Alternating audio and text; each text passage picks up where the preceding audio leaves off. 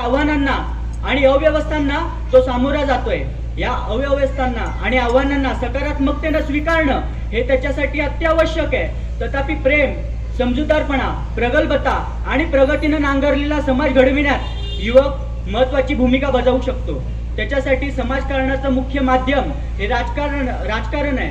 त्यामुळे राजकारणात सहभागी होणं हे त्याच्यासाठी महत्वाचं आहे। समाजकारणाशिवाय राजकारण हे बांज असतं आणि राजकारणाशिवाय समाजकारण हे नपुंसक असतं। त्याच्यामुळे समाजकारण आणि राजकारण यांची योग्य सांगड घालून जो समाज निर्मिती करतो तो कुशल नेता असतो। म्हणूनच मी सांकेतिक कोड क्रमांक 8 या मंचावरती विषय सादर करतोय, भारतीय तरुण, समाजकारण आणि राजकारण। आता भारतीय तरुणाने समाजकारण करावं, समाज निर्मिती करावी म्हणजे नक्की काय करावं? तर त्याने सर्वप्रथम आपल्या देशातील विविधता स्वीकारावी। जात, पात, धर्म, वर्ण, भाषा, प्रांत सर्व काही विसरून आपण सर्व भारतीय आणि आपण सर्व एक आहोत। समाजामध्ये एकता प्रस्थापित करावी। समाजामध्ये एकता प्रस्थापित करून एकता निर्माण करण्याचं कार्य युवकाने करावं। केवळ पुस्तकी ज्ञान न मिळवता आयुष्याच्या धड्याचा अभ्यास सुद्धा त्याने करावा। चिकित्सक विचार करावा आणि ज्ञानाची तृष्णा युवकाने भागवत राहिली पाहिजे। युवकांनो, प्रत्येकाच्या न्यायासाठी आणि समानतेसाठी उभे राहा। एक असा समाज निर्माण करा जिथे एका वेश्येचा आणि तृतीय पंथाचा आवाज सुद्धा ऐकला जाईल आणि त्या आवाजाचा आदर सुद्धा केला जाईल। जाती जातीमध्ये, धर्मामध्ये तेढ निर्माण होऊ देऊ नका। त्याच्यासाठी एक तत्व लक्षात ठेवा, हिंदूंच्या हृदयात मुस्लिम आनंदाने राहतील, हिंदूंच्या हृदयात मुस्लिम आनंदाने राहतील, मुस्लिमांच्या दुःखात हिंदू शहीद होतील।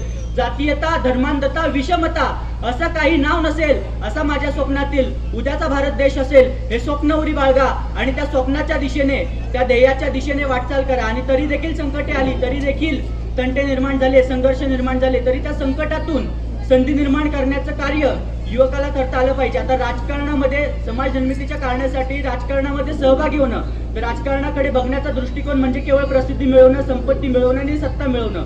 पण युवकाने राजकारणामध्ये प्रवेश करताना आपल्या प्रसिद्धीची, सुखाची, समृद्धीची अभिलाषा देशाच्या वेशीवर ओवाळून टाकावी। यातच स्वतःचं सुख, समाजाचं हित आणि राष्ट्राचा गौरव आहे। भोग प्रवणता सोडून राष्ट्रहित साधण्याचा स्वार्थ शून्य भाव मनामध्ये भरून युवकाने राष्ट्र निर्मितीचं कार्य करावं। स्वतःसाठी न जगता त्याने स्वतः समाजासाठी जगावं, तर त्याला राजकारणामध्ये कधीही मरण नाही।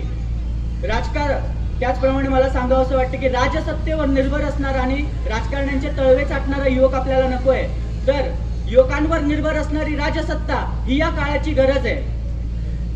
या सर्व गोष्टींचा विचार करत असताना कुठलेही कार्य करायचं म्हटलं तर डोळ्यासमोर एक मार्गदर्शक तत्व आणि एक मार्गदर्शक विचार, आदर्श आपल्या डोळ्यासमोर असणं गरजेचं आहे। कोणताही व्यक्ती कधी अमरत्व प्राप्त करून जन्म घेत नसतो, पण त्याचे विचार हे मात्र चिरंजीवी असतात। महाराष्ट्राच्या मातीत 2 मोती जन्मले ज्यांनी राष्ट्र निर्मितीचं आणि स्वराज्य निर्मितीचं कार्य केलं। त्या 2 महापुरुषांचे विचार आज आपल्यात आहेत। ते विचार युवकाने आचरणात आणावे आणि जर ते विचार युवकाने आचरणात आणले तर वीर्याच्या प्रत्येक थेंबात, स्त्रीच्या प्रत्येक गर्भात, प्रत्येक घराघरात राष्ट्र निर्माण करणारे, समाज निर्मिती करणारे शिवतेज भीमरत्न जन्माला येतील। डुकार चौकात कोरी पळवणारे कोणीही दळबद्री, देशद्रोही करंटे, आदर्शहीन करंटे पुन्हा या भूमीमध्ये जन्माला येणार नाहीत। त्याच्यासाठी सांगावं असं वाटतं की गाठला आहे सर्वत्र घोर अधंकार, विसरुनी अन्यायाची गर्द छाया, वेळ तांडव घासी तो माना धरणीची माया।